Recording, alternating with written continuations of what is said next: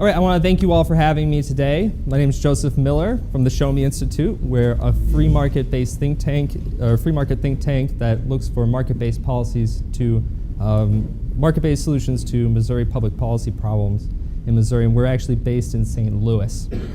I mostly focus on transportation infrastructure there, and what I'm going to talk to everyone here today about is funding transportation infrastructure in Missouri, some of those problems and some of the solutions. I'm sure pretty much everyone here today is aware of the funding problems that have occurred with the state highway system, and that in just a couple years' time, MoDOT will not have enough money to maintain the state highway system in the state that it's in, much less make any of the large improvements that are necessary. I'm going to talk to you today about why some of these problems exist for MoDOT and other forms of public transportation infrastructure in Missouri, and what kind of market-based solutions can lead to better investment and more investment in those systems. So what do we think the problem is first, transportation infrastructure is centrally planned and it's centrally funded. Essentially, if you look at the state highway system or public transportation, airports, freight, all of it, the system depends on multiple layers of government, either local, state, or federal. And the funding sources, they don't really have any sort of way of tracking prices or allocating the resources like you would in a market system. So if you have enough restaurants in the city, that'll often depend on how much people are willing to pay for the food, at what price people are willing to supply it. Basically, in transportation, that kind of thing doesn't exist.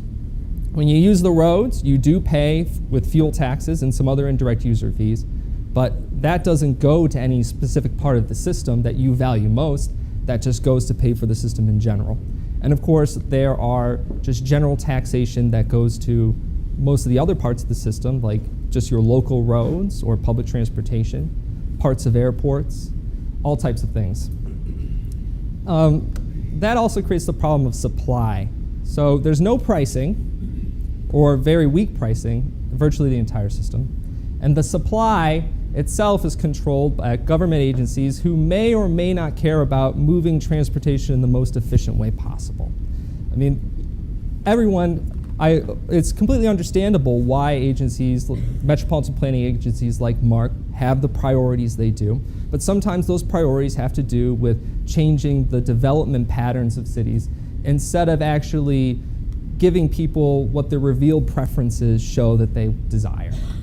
The result of that is very often distorted markets. And what I mean by that is if you are subsidizing highways and you're subsidizing freight rail to a lesser extent, it's going to make moving freight on the highways artificially cheaper, so you're going to see more of that and less on the freight system.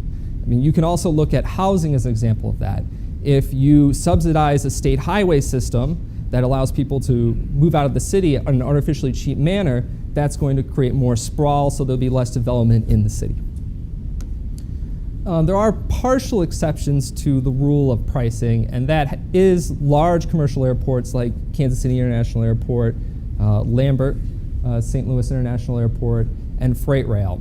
Freight rail is owned by private companies, although there is plenty of regulation. And while airports are owned by cities, they have to rely on their own revenue sources and attempt to act like businesses more so than you would see out of an agency like MoDOT or with public transportation, where they're simply attempting to provide the best service they can with the funds that they have. So a market-based approach to these types of problems is first to separate out what is a public good here and what isn't a public good. The word gets thrown around a lot, but in terms of economics, something that is a pure public good is non-rival and it's non-excludable. That means non-rival means that if you use some of the good, it doesn't stop me from using as much as I would like. And non-excludable means that once the good is out there, then anybody can enjoy it. You can't really stop them from doing it without some sort of horrible draconian measure. An example that is used in most basic economics textbooks is going to be a lighthouse. You can't stop anyone from seeing the lighthouse once you've created it. And of course, you seeing the lighthouse doesn't prevent me from seeing the lighthouse if you're on the water, unless you're like right in front of me. But I don't think that's not a huge concern there. The problem with that is that because they're non-rival, non-excludable, you can't capture the value in any way. And so these goods often tend to be unprovided or underprovided absent general taxation and government intervention. Transportation infrastructure is in virtually no way is a pure public good, because whether it's public transportation or the state highway system or freight rail or anything else, it's definitely rival. If you're on the road, you actually are putting wear and tear on that road. You are causing congestion for me, so that means that I get less of it. I can consume less of it. And very much of it is also excludable. You can't get on a public bus unless you pay the fare. They can stop you from getting on. They can stop you from getting on the streetcar that's being built. They can stop you from getting on the Metrolink in St. Louis. And divided highways, there are already exclusions. You can't walk on a highway. I mean, that's a pretty general thing, but also there are speed minimums on many of the interstates. If your car can't reach a certain speed, you can't go on the highway. If you don't reach certain safety standards, you can't go on the highway. The market solution is you separate out those goods which you can exclude people from and which are rival, and you really attempt to price those systems. You want to recoup the cost of those things from the people who benefit from them the most. In the case of a highway, that generally means either a direct user fee, which is just something like a toll you pay for a specific use of that system, or an indirect user fee, where you're not charged for specific use, but you're charged on something else which denotes that you're going to use that system, such as a fuel tax, mileage-based user fees, things like that. Obviously, in public transportation, fares are very common. They usually do not cover very much of the actual cost of the system. I believe in Kansas City and St. Louis, it's usually below 20% capital and operating costs combined are covered by fares. But, I mean, there is a level at which you could set fares on some of these to recoup some of the costs. There are many public goods that are transportation infrastructures that are not pure public goods. They are partial public goods in that you can't exclude people from them. And here I'm thinking about local roads is a very good example. People live on those roads. You can't really stop people from walking on them. It would be very hard to recoup any sort of economic benefit from that. When you price the systems to generate a return, such as if you put a toll on a highway, that means that you can generate income to maintain and upkeep the highway. And if you charge based on congestion, when the roads become filled, you can then use that money that you've been taking out of that road and expand it.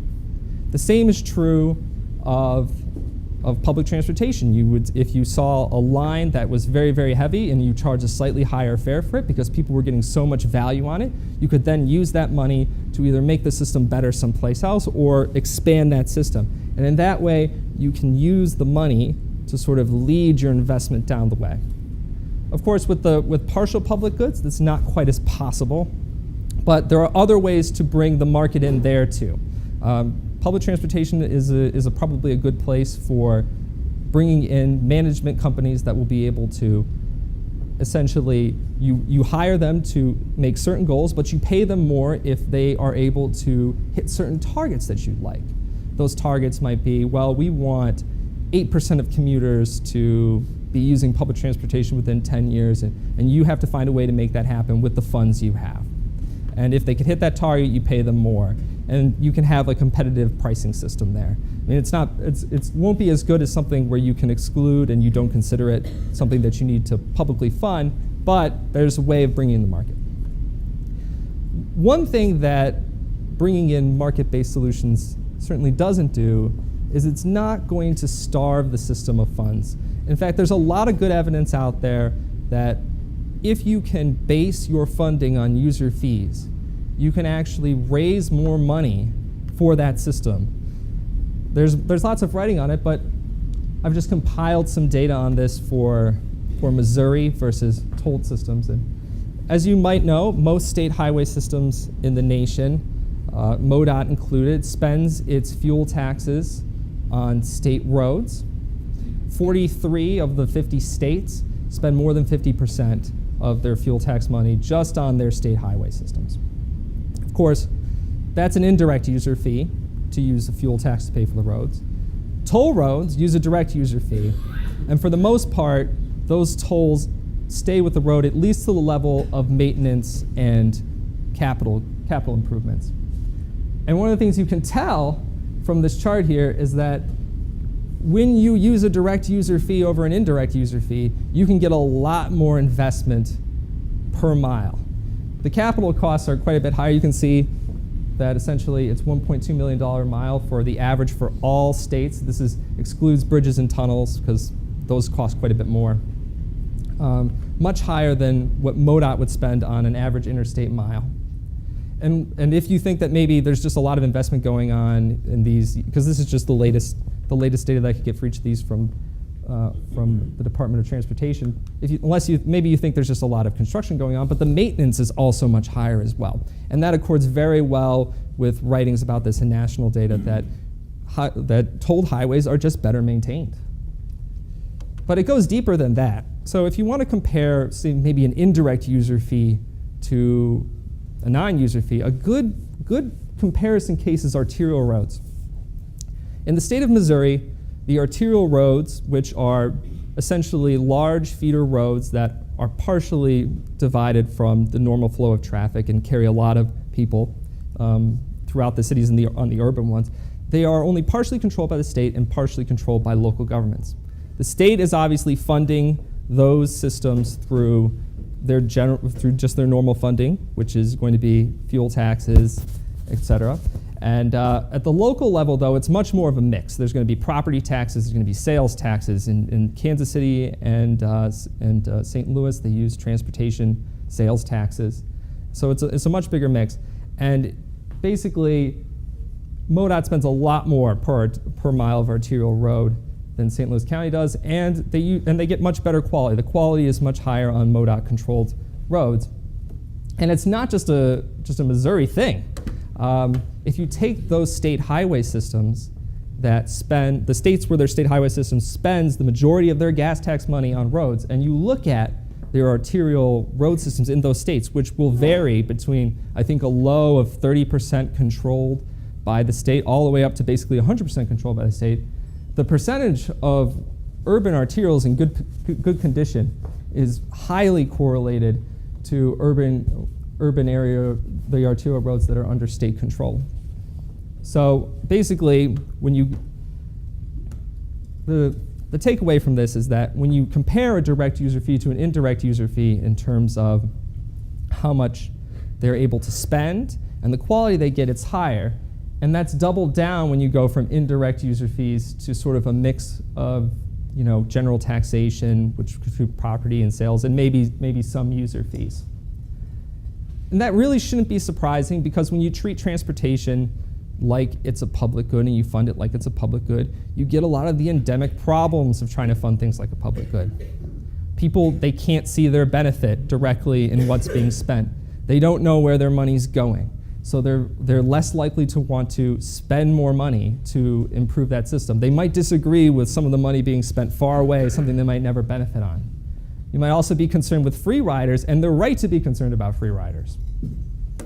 If we just look at the state highway system in Missouri, if you decided, okay, we're done with using user taxes for the state highway system here, we're going to go with just general sales taxes, we're going to go with property taxes, whatever you wanted to do. There's the argument that, well, trucks, they'll get a free ride. And of course, what a trucking industry might say is that you benefit from the trucks getting that slightly cheaper ride because you buy those products. And so you get a slightly cheaper product.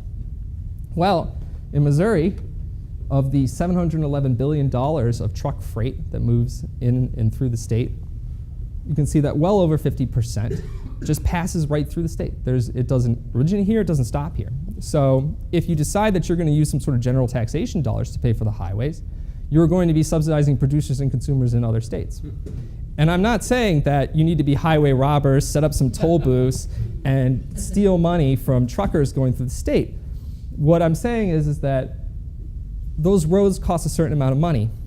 Somebody's going to pay for them. And there's no reason that producers and consumers and shipping companies who are benefiting from Missouri's highway systems should not help jointly invest in them. So looking forward, we often make a lot of, I personally at the Show Me Institute and other writers there make plenty of different recommendations on what you should spend money on, what you shouldn't, and what is a good policy and what isn't. But pretty much the general philosophy is that not all infrastructure is even a partial public good and should not be treated that way, because when you treat it that way, you're in the end, you're creating an investment-starved system with a lot of misallocation of resources.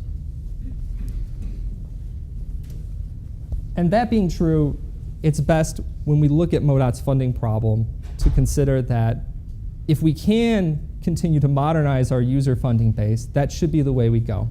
That might mean if you're rebuilding a major expressway like I-70, or you're rebuilding bridges that are reaching the end of their useful life, that you try to put tolls on those new bridges. It might mean raising indirect user taxes like fuel taxes. Also looking to the future for when fuel is less important to the transportation system, to look towards mileage-based user fees. And also when it comes to planning, we would just say that it's wise to follow the money. There's a lot of ideas about what we want our city to look like in the future and how we want people to live and work and play. But if you take a market strategy approach, you really just want to enable people to do the things that they want to do, and you want to make sure that where the economic value is where you're putting your investment. So plan for the city that you have and not the city that you wish you have. If you're not in New York City, you can't plan like you're New York City, and you might hope and pray that by doing some large infrastructure projects you can become like New York City, but the evidence on that is not great. So with that, I'll take any questions that you might have.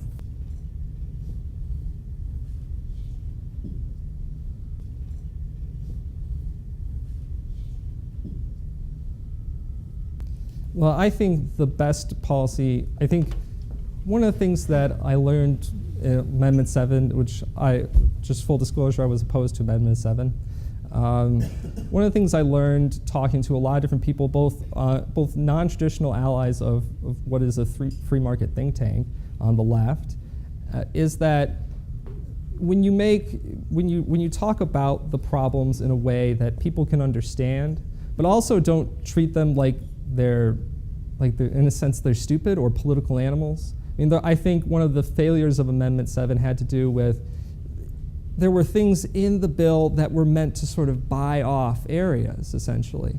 But that almost tainted the project because you had people in St. Louis kind of looking at what was being promised to Kansas City, and it was and some of these things were pretty transparent that you're just attempting to buy off one area to get a voting constituency. I think if you tell people what the problem is and actually try to say, listen, we actually came up with a solution that we think is best, that is best for these reasons in an understandable way, you can slowly convince people of that. And people are going to be resistant to any sort of tax form in particular. I do think that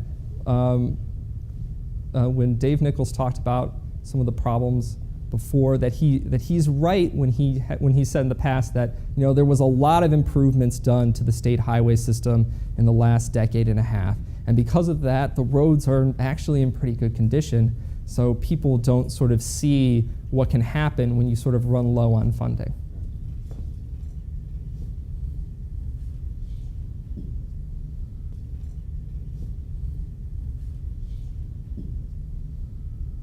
Straight off, I don't want to be too mean to the truckers here. I mean, they do currently pay a diesel fuel tax. It's 17 cents. It's the same as regular here, but it's slightly higher for the federal diesel tax than it is for the regular. And they pay heavy vehicle use tax, and they pay higher registration fees. However, they also do about 4,000 times the damage to a roadway than a car does at standard weight. And the thing is, when you're looking for investment in a new road, if you need increased investment, it doesn't make any sense to take the group that is actually doing, quite a bit of damage, but probably not as much damage as the trucks, and saying you're going to pay for all of it, and we're going to let the trucks run through. And you could say that everywhere, it's going to happen everywhere, right? Well, tolls are popping up all over the place now, because it's one of the only ways to raise funds to modernize the interstate system, which is rapidly reaching the end of its useful life in most places. There are toll roads all over the place in Illinois now, and they are just expanding them. Texas has many toll roads. That's kind of paused now, but as the needs arise, you've seen a lot of other states, I think, wisely turn to tolls as a way of raising those kind of needs. So if Missouri wants to subsidize the people in Illinois and Indiana and producers and consumers there, I think that's up to the voters. But I think if people knew that most of the trucks are just passing right through the state, they would say they can jointly invest with us. We can find a way where we're all paying our way on I-70.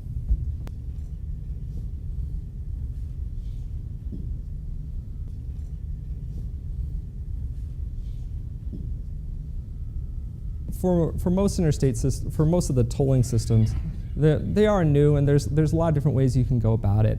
Some of the proposals have been to just not put up as many gantries so that you can enter and exit within a local area, and that way it kind of takes local traffic who are saying, well, you're decided to toll my local road, and take that out of the equation. I think one of the things I'm in favor of is, because you hear a lot about that, and also about double taxation, where you're paying the fuel tax. So essentially, you're paying the fuel tax and you're paying the toll, and to use your road, but other people in the state may be using 44. They're only paying the fuel tax. How is that fair? Well, with the technology we have, it's a rather trivial thing to set up a rebate program based on your car's gas mileage and how long you were on the highway, and to rebate that back. So I think, in the end, a lot of the tolling in Missouri may live and may die based on how it's presented to the voters. If they come out with a plan that's not entirely sophisticated, that doesn't take advantage of the ways where it can be made fair and made effective, then I think that they're asking for a big loss. But if they do it with essentially leveraging the new technology, leveraging new ideas, I think it can be very successful. And one of the interesting things is that if you look at the polling that was done, because you might have heard in the run-up to Amendment 7 that the polling showed that people were most receptive to the sales tax. Well, I've actually gone through the polling. The polling showed that people were most receptive to the tolls, and by quite a bit. If they asked people how they wanted to fund the state highway system, the largest response was tolls at 30%, much higher than sales tax, which I believe was somewhere around 18%. So I don't know why they didn't attempt to put the tolls forth before, but essentially I think that you can build a coalition here for this. It just needs to be done in a way that appreciates people's very real concerns.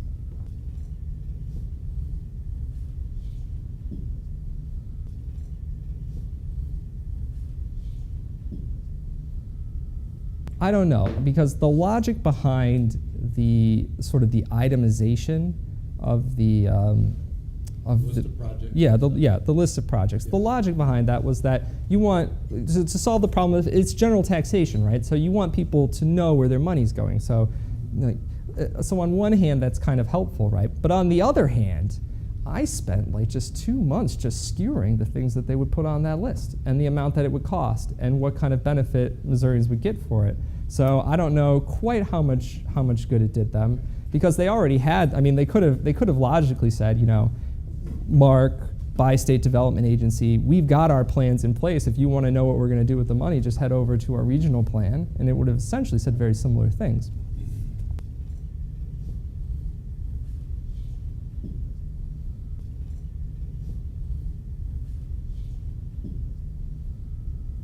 So diversion is a big issue with tolling.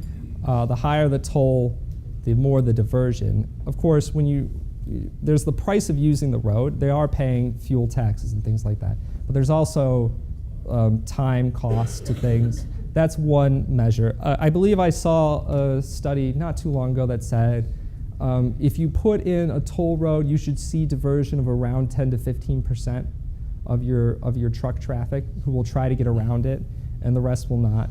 The best way to move that up or down is to set a toll rate as low as you can.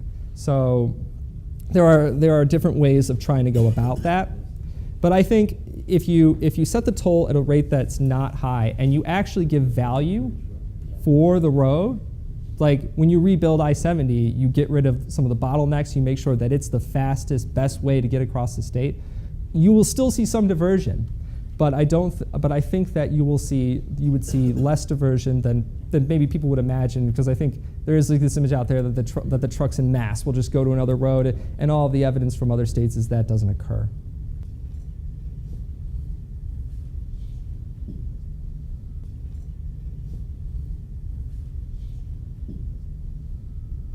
My thought on that is it can be a very good idea, but public-private partnerships are not something to be walked into very quickly. I mean, they have to be done very, very carefully, because you do get situations where a private company is essentially earning the profits and gets a lot of sort of sweetheart type deals, and the taxpayer still retains some of the risk, which is the best part of actually using a public-private partnership on the roads. But aside from that, I would say that if it's properly done, it can really be a boon to taxpayers. And one example I would bring up is the Indiana toll road. I mean, one of the things about that is it was privatized in 2006, and the taxpayers, I think the upfront fee that they just gave the state of Indiana to spend on their transportation system was in the billions. And then they went and they spent $400 million that a private consortium of international companies spent hundreds of millions of dollars improving that roadway. And then they went bankrupt. And like people were like, whoa, like privatization, bad deal. It's just like, bad deal. That was like $3.5 billion in the pockets of every Indiana resident. And now the only thing they're going to do is they're going to essentially give the road to somebody else who's going to continue to toll it, and no one will know the difference. So I mean, it's one of those things where it's like, it's probably one of the only examples I can think of, like in looking at this, where the taxpayers got to fleece a private company, and it wasn't the other way around.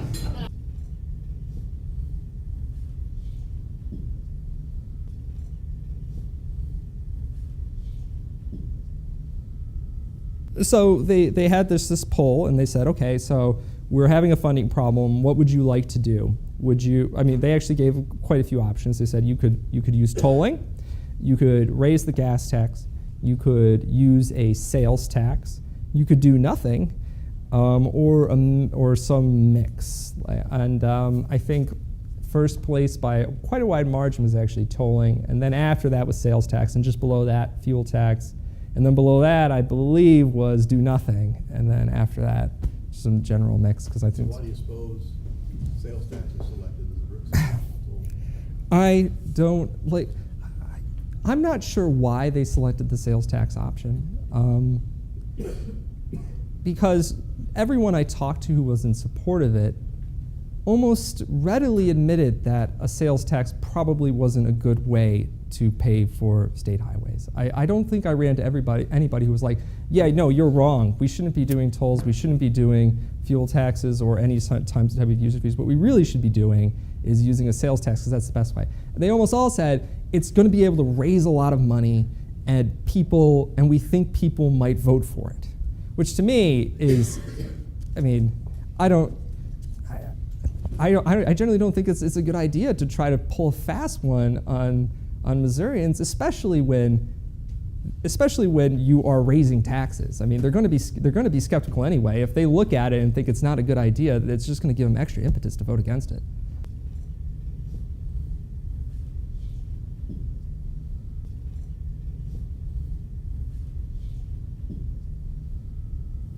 Well, in the run-up to Amendment 7, for all of that, tolling tolling was mentioned at parts. The fuel tax was just sort of dismissed out of hand in a sense. I never understood why it was dismissed like it was, especially when Missouri has the 5th or 6th lowest fuel tax in the nation, depending on what Virginia's fuel tax percentage does on a particular day. Tolling, the problem with tolling is you can't fix the funding problem just with tolling, because you can toll I-70, you can get that project redone there, and that's going to free up some money for the rest of the system. But there's only the major interstates maybe could be tolled, but there's legal prohibitions against doing that on most of the interstates in Missouri. 70 is the one where we're actually in a pilot program. That pilot program may or may not be expanded, but we're in actually a pilot program to toll I-70. We just haven't done it yet. And then you could toll major bridges and some of the large state highways, but I mean, beyond that, Missouri has an extremely expansive state highway system for a lot of historical reasons that those lettered highways out there, in most states, those would be county roads. In Illinois, those are county roads. Those are not state roads. So, and those actually, it's harder to get the type of federal match on those projects that you can get for an interstate. Well, it's impossible to get the federal match that you can get on an interstate or something that's considered part of the national highway system. And those things, as long as they are under MoDOT control, and whatever you think about that type of system, as long as they are MoDOT's responsibility, they're going to fall into disrepair unless you have a modernized user funding base that maybe includes tolls, maybe also a small increase in the fuel tax.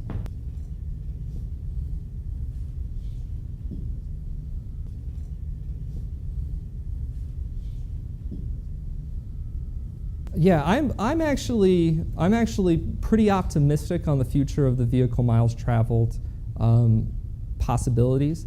I don't think Missouri is going to be, I would like Missouri to be a leader, at least in studying what can be done. Right now, Oregon is already going through many, I think they're in their 2nd phase of their pilot program, and it's been pretty successful.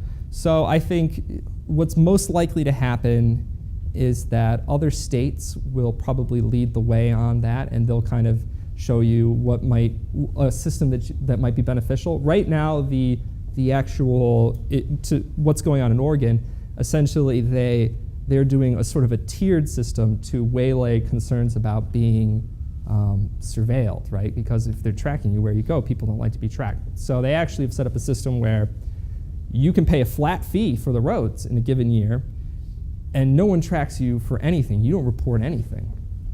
Or, you know, I think another thing is like and the farthest advance on that is you have a transponder that sort of tracks you when you're in the state and charges you when you're in the state. And there's all these in-between options. So they're trying to create a gradated system so that the people who are really concerned with their privacy, they can choose one thing where they might end up paying more than they would otherwise. And the people who maybe want, you know, or maybe don't care so much about that, maybe have their iPhone tracking them every second of the day or a little bit over that, then they themselves can choose a different option and maybe pay a little bit less.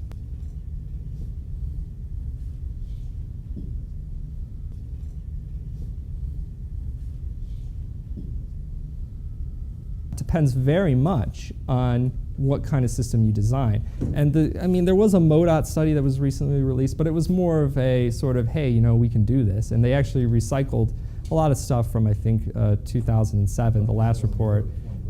Yeah, they said 20, but they said $20. I would like to point out that got reported widely. They reported $20 based on very, very little. I mean, like that was actually just a peer comparison. I mean, like essentially, it's going to. It really. I actually saw a comparison that said, because I think they had a cent per mile that they were charging, and they simply took the average of toll roads, and I thought that was kind of a weird thing to do. But you know, I mean, so another transportation policy blog that I follow actually was looking at the same exact thing and basically said that if you put gantries river to river, you could charge about 2 cents a mile, which is not an incredible amount if you were just going for cost recovery. So it's really going to matter where the gantries are, how far you're going to toll. I think $20 for the entire trip across the state is certainly not an impossibility. So I mean, like people could end up with sticker shock, and that could be something that people don't like for sure. But I mean, like it's one of those things where you have to remind people that, like, you know, you are already paying for these roads. Somebody is paying that exact amount or more if we rebuild it in another way. it at least should be the people who are most benefiting from that system. Joseph, thank you very much for a great presentation. Thanks for having me. Excellent. Thanks for having me. Very good.